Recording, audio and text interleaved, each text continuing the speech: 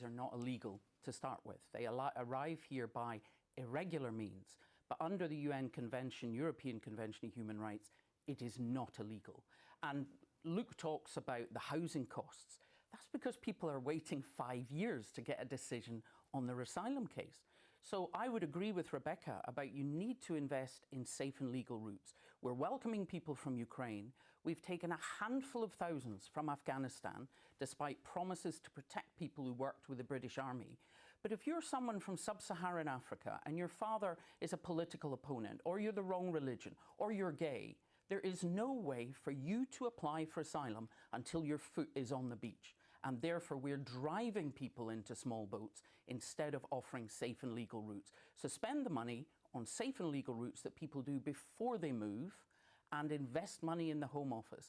Sticking people on a barge for 5 years, and then actually 80% of them are found to be genuine refugees and asylum seekers. And the whole narrative, as if they're playing the game, and the loss of protection for people who are victims of modern slavery, I mean, I think that's a disgrace for the UK. And it leaves the UK literally as an outlier. We do have to address the issue that it's an industry around illegal smuggling that we're trying to smash here. If you create safe and legal routes, the traffickers lose their business. The question is, how many?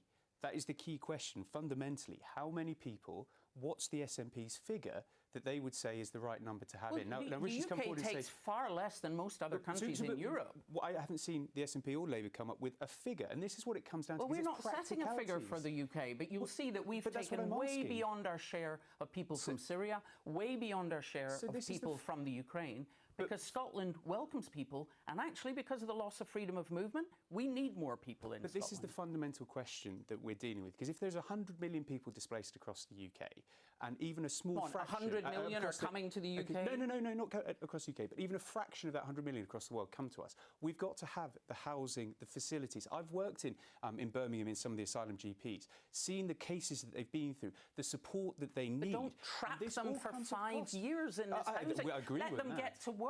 Agreed. They want to work. They want to feed their families. They want a better life. Should they come illegally across the channel? They're not illegal. When we're already supporting the likes of the Afghanis, the Syrians, the Ukrainians, Hong Kong, we've had huge numbers coming to the country. But you're not welcoming anyone else. There's lots of reasons that make people become asylum seekers or refugees, and they have no route other than to get one of those So what is boats. the number the SNP would have?